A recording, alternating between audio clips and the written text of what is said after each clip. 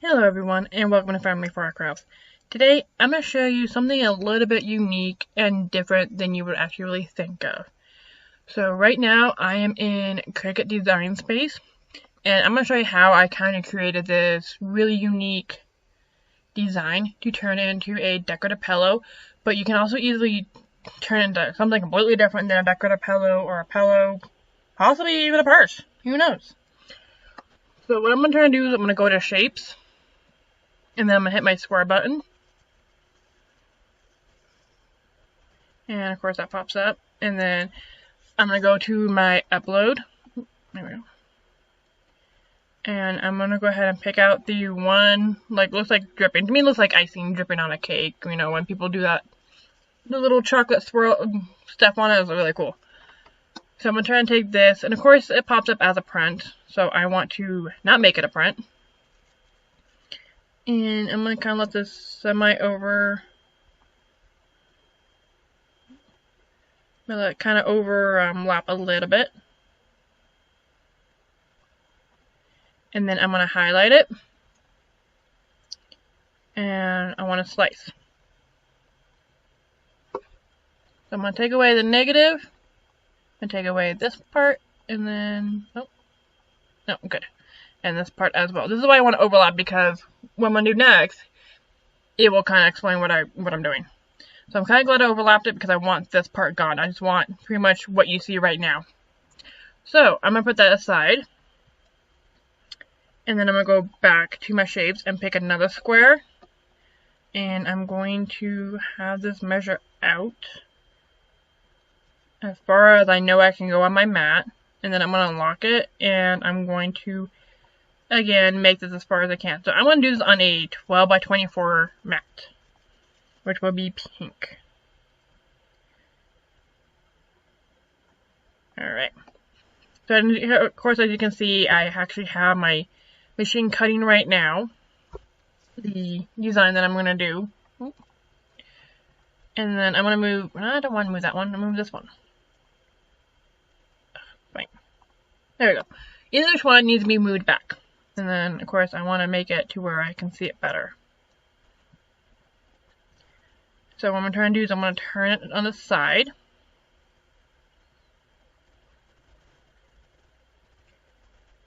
And then I'm going to measure, and I'm going to, of course, unlock it, because I'm going to measure this as to where I still have a distance of being able to sew this together, but enough to where it still looks pretty cool.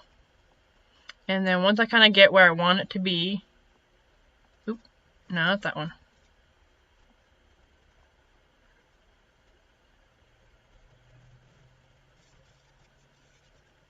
There you go.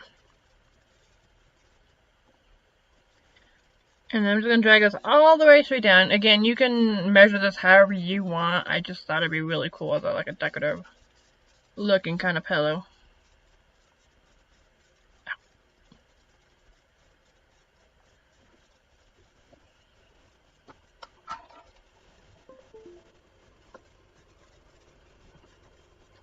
Oh, not that far out. Whoa!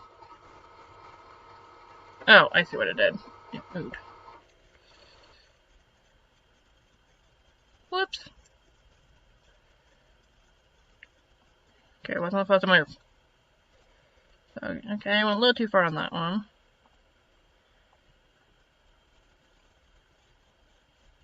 There we go. Alright.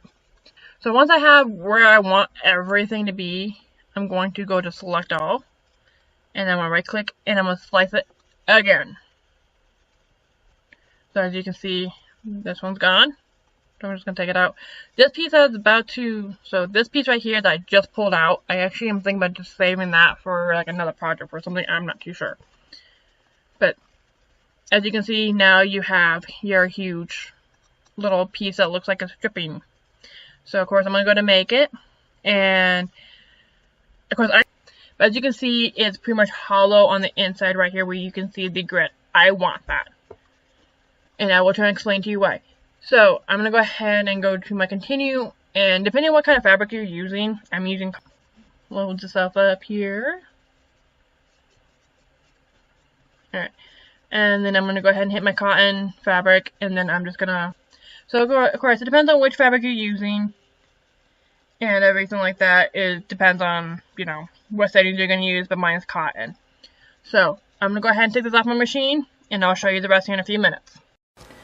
Alright, once you have your fabric picked out, then we're going to go ahead and put everything kind of together. So what I kind of did was, before I cut out my material, and of course as you can see mine kind of looks like a little bit of a watermelon, is you're going to have pretty much two pieces that you need to cut out. So you're going to have one huge long rectangle one, which is going to be the backing of it.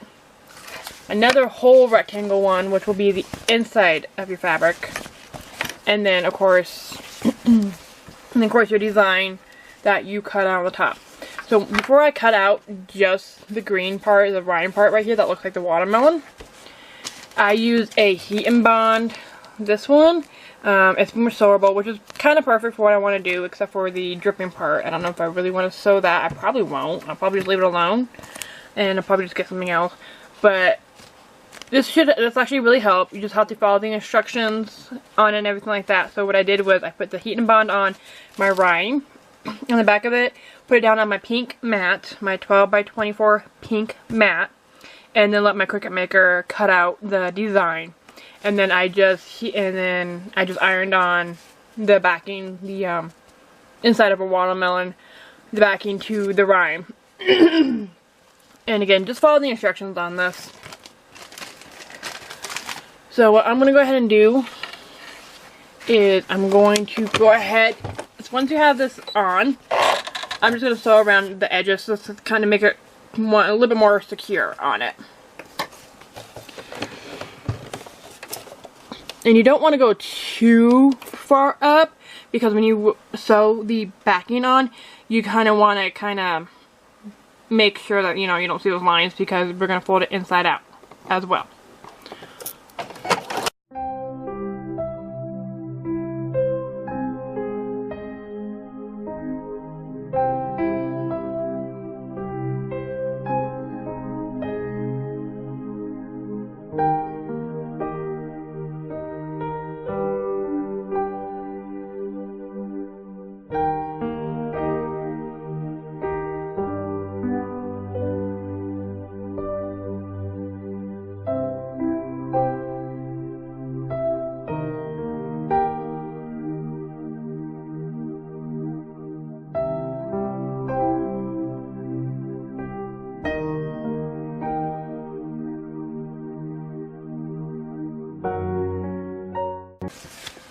Alright, so once you have that sewn on, I'm just gonna cut off the loose threads real quick.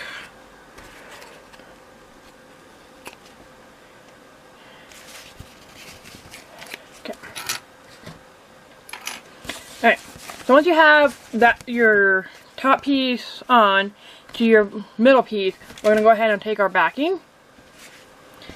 We're gonna turn it upside down, so pretty much the faded side facing you, so basically on top. So, and we're gonna make it look like kind of like a sandwich, you can say. So what we're gonna try and do is go all the way around, pinning it all the way around, and you're gonna leave one end. Doesn't matter which end. I'm just gonna use like the one end. Make sure you leave like a 5 to 7 inch, give or take, hole. So we can turn it inside out and stuff it, and then ladder sew it. So we're going to go ahead and pin this together and get going on that.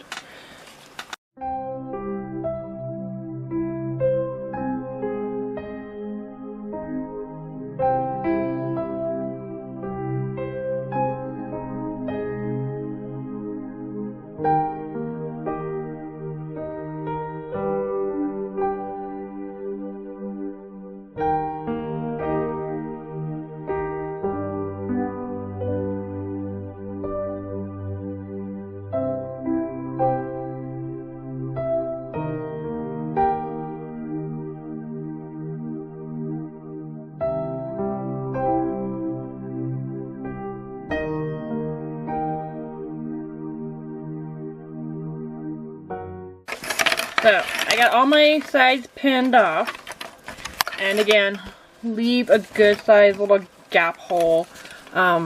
So when you turn it inside out, we can stuff it and then ladder stitch it. I also like to back stitch a little bit on this, so it makes it a little bit more stronger. And normally I kind of sew this side last because sometimes I kind of forget. So we're going to sew this and then we'll turn it inside out.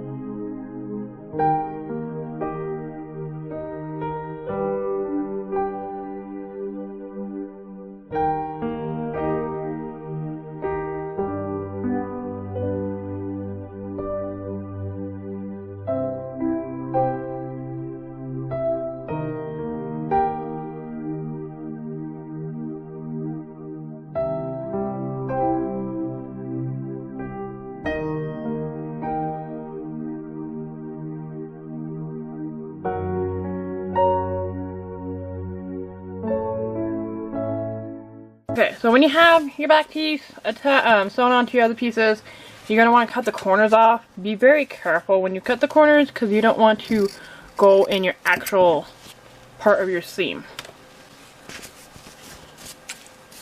So I'm just going to do this on all 4 of my corners, being very careful where I cut.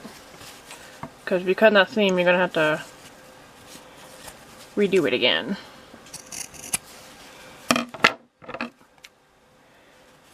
Get rid of this tray.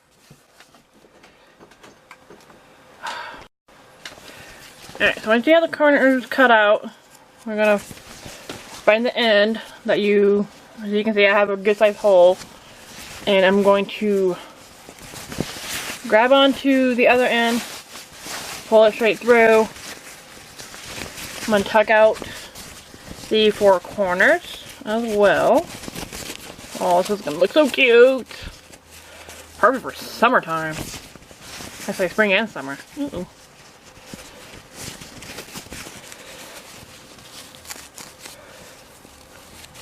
we go.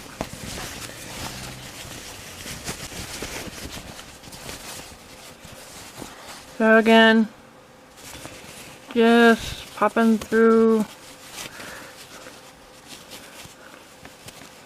And pop all these corners out.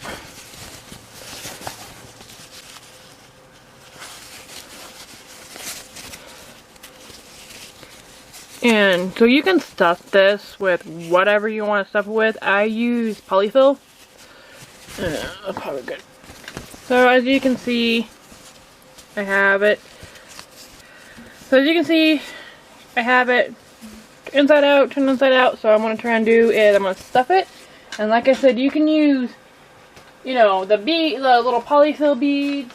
And you can even find like a pillow, like an insert pillow for it. I have, what I'm going to use is pretty much polyfill. It's what you find in a stuffed animal. And I have like a 10-pound thing that's lasted me quite some time, but of course I haven't really messed with it. So I'm just going to go ahead and take it and pretty much just stuff it. And you want stuff that's pretty full. So what I'm going to do is I always take as big as possible, and then I just try to stuff it in the corners. So when I have my hand in there, I push the polyfill to the corners, because because sometimes those corners kind of get missed. And then you're just going to do this straight through the whole thing until you reach the end.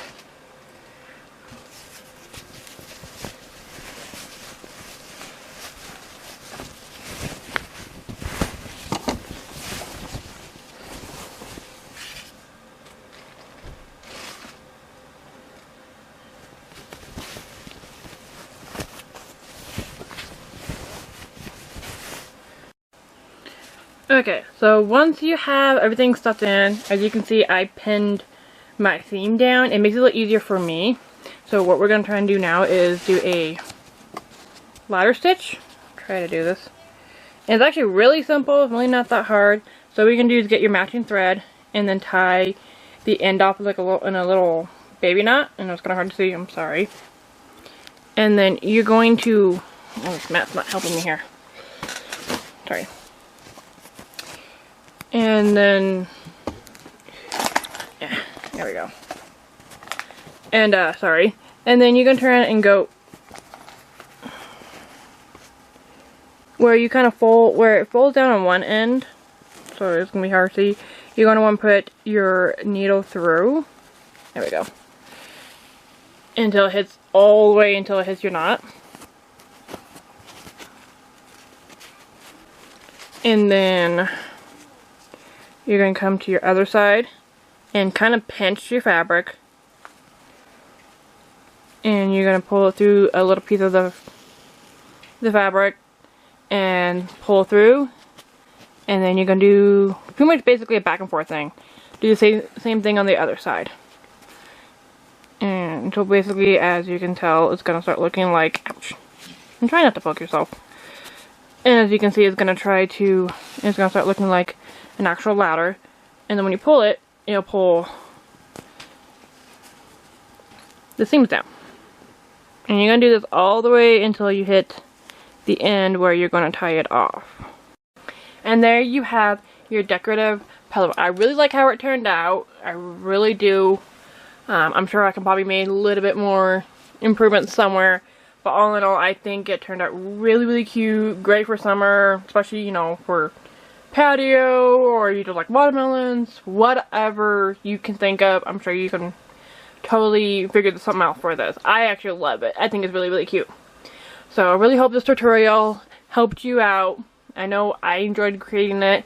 I really hope you enjoyed watching it and you get really creative. You think of other designs that you can think of. So like, subscribe, comment below, and I'll see you guys next time. Bye!